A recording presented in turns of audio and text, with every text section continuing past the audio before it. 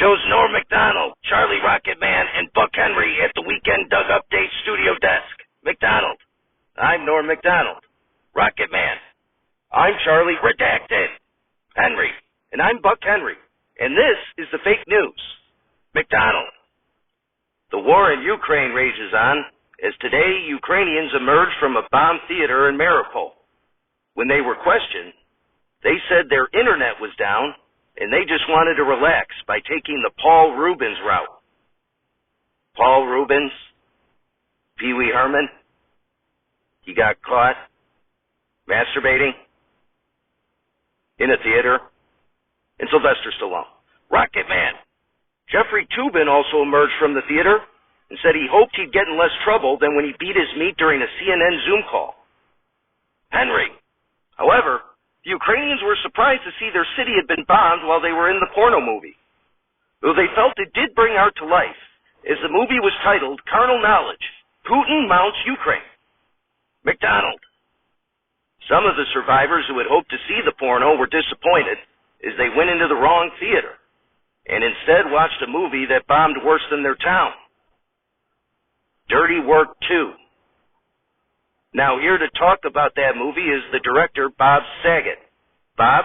Applause, applause, applause. Saget. Yes, hi, Norm. You know why that movie bombed, right? McDonald. Because you directed it? Saget. Not quite. Who was cast as the star? McDonald. Well, me. But you cast me, so it's your fault. Saget. Believe me, that wasn't my call. Now, as soon as I died, McDonald. Now wait, Bob, as you say that, before we go any further, the people want to know, how did you die? Saget. Head trauma. McDonald. Head trauma? Since when is getting a blowjob traumatic? Saget. When it kills you. Anyway, as soon as I died, I told Mr. Murphy I wanted to get back into directing, so he set me up with Dirty Work 2, with you and Jane Belushi as the co-stars, and we had Jack Warden reprise his role, McDonald. Yeah, he did grab my nuts quite a bit. Saget. And of course, Don Rickles and Christina Farley also reprised their roles. And Brittany Murphy starred in Trailer Howard's role. McDonald. Trailer Howard. Is that the name of a defensive tackle at Alabama or something? Saget. No, it's the name of your love lead in the original Dirty Work. McDonald. Ah, yeah, that's right. Because Nicole Brown was unavailable. Saget. So anyway, we had Charles Grodin cast as Chevy Chase's character, McDonald. Chevy Chase? Who did the Chevy Chase? A Ford? Saget, huh? McDonald. Did the Chevy chase a Ford? Or did the Chevy chase a Tesla? Saget. Anyway, the issue with the whole production was the script, written by Mr. Murphy. I did what I could with the directing, but there's only so much I can do when the script entails you and Belushi becoming homeless psychos throwing shit at each other. Anyway, there was only one theater in the entire world that agreed to have it play. And of course, the theater got bombed an hour into the film. McDonald. So 2 major bombings in one small movie theater. What a tragedy. Bob Saget, everybody. Applause, applause, applause. Rocket Man. Vladimir Putin said recently that Russia must undergo a self-purification progress of society to root out traitors.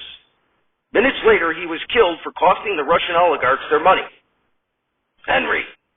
Tom Brady announced that instead of retiring, he will come back for another season of football at 45. Joe Namath was so inspired by Brady that he himself announced he was going to get back to doing what he loves. Unfortunately, the liquor store was closed, and Susie Colbert has a restraining order against him. McDonald. In tragic news, Hall of Fame professional wrestler Scott Hall passed away Monday, while in terrific news, William Hurt passed away Sunday. Rocket Man. To talk a little bit more about Mr. Hurt's passing, we have none other than Roseanne Rosanadonna. Roseanne? Applause, applause, applause. Radner as Roseanne. Well, Charlie, good to be here. Is that a rocket in your last name, or are you just happy to see me? Rocket Man, are you okay, Roseanne? You sound a little different than usual. My last name isn't actually Rocket or Rocket Man. It's redacted. Anyway, what can you tell us about Mr. Hurt? Ratner. Well, Charlie, I was his biggest fan, and I can't believe he's gone.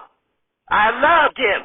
Everything he was in. Body heat, it made my body heat up. Kiss of the Spider Woman, I pretended I was the Spider Woman who kissed him. Broadcast news, I'm broadcasting here on the news. How much I love that man. But then that bitch Mary Lee Martin got in the way. Rocket Man, I'm sorry, Roseanne, you sound different than usual, and what were you saying about Miss Martin? Radner. In my mind, me and William were very much in love. But then that harlot Mary Lee came around and ruined me and William's relationship. Plus, she's a bitch. Rocket Man, why do you say that Miss Martin is a bitch? Radner. Well, I passed her on the street in New York one time, and I turned around and started screaming, "Hi, Mary Lee," and the stupid bitch didn't even turn around. Anyway, Mr. Hurt, I miss you terribly, and I can't wait to see you again. I'd love it when we meet if you talk dirty to me. And unlike that bitch Mary Lee, I'll actually hear it. Rocket Man, Rosanna Donna, everybody, sounding a little different than usual. Applause, applause, applause. Henry, in other news, COVID is still around, but since Putin invaded Ukraine, no one gives a shit. McDonald, the American heartland welcomed back the coasts and Chicago after their 2-year odyssey with COVID. When the coasts in Chicago tried to tell the heartland that COVID is still out there and they should still put on their masks, the heartland said they were sick of that Jim Carrey movie.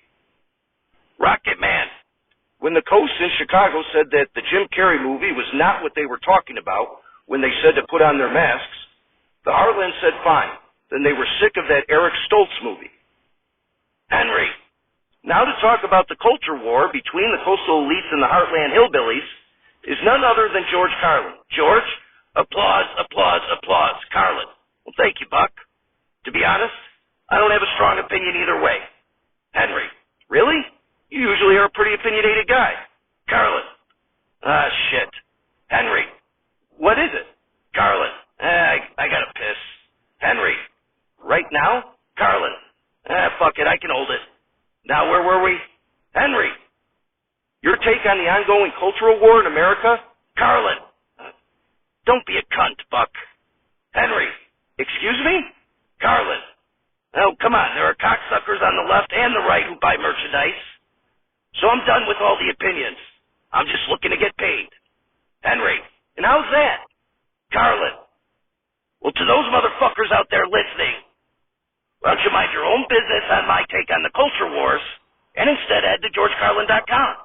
At GeorgeCarlin.com, you can find gear, books, and videos. Fun for the whole family. So go there, buy a lot of merchandise. And live from Tom's phone, we're not alive. It's Saturday Night Live, starring an ever-evolving cast that is unionized and refuses to allow their names to be mentioned until their demands are met. Musical guest, Beethoven, and your host, James Garner. Ladies and gentlemen, James Garner. Applause, applause, applause. Garner. Thank you. Well, I'm here. I'm sure you remember me from Maverick and the Rockford Files. Applause, applause, applause. Thank you. Was also nominated for an Academy Award for Murphy's Romance. Brittany Murphy comes out. Applause, applause, applause. Garner. Well, look who's here. Pretty as a peach. Brittany Murphy. Murphy. Hey, Jitty. Garner. Well, hey, darling, how can I help you? Murphy. Well, in Murphy's Romance, you start as an older gentleman who falls for a beautiful younger woman who had an asshole ex-husband, right? Garner. That's right. Murphy. Well, that's why I need your help. Because I have an asshole ex, and I'm looking for a little romance. Garner, is that right? Murphy, that's right. So I was hoping you could help me. By putting a good word in for me with Robert Redford? See if he's interested? Garner. Oh, well, of course. I, of course, know a few things about relationships myself. I knew my wife for all of 2 weeks when I asked her to marry me, and we were married for almost 58 years. Patrick Swayze and Christina Farley come out. Applause, applause, applause. Swayze. Mr. Garner? Garner. Well, hey there, lovebirds. How can I help you two? Swayze. Well, Mr. Garner, we heard you talking about marriage, and Farley holds up her hand with a ring on it and says, "He proposed! We're getting hitched!" Garner. Well, that's wonderful. Congratulations to the two of you. Swayze. Well, sir, seeing you were married for so long, we were wondering if you had any advice for us? Garner. Well, I'd say don't sweat the small stuff. It's not going to be easy, and there will be tough times for the both of you. But what I used to say is this. Marriage is like the Army. Everyone complains, but you'd be surprised at the large numbers of people who re-enlist. Farley. Oh my God! That was the best ever! Thanks, Jimmy! Swayze. Thank you, Mr. Garner. Garner. Hey, no problem, you two. Good luck. Anyway, we got a great show tonight. Beethoven is here. Dun-na-na-na. Dun-na-na-na. Charles Grodin runs out and says, "Where is that stupid dog? That pain in the ass?" Garner. We'll be right back.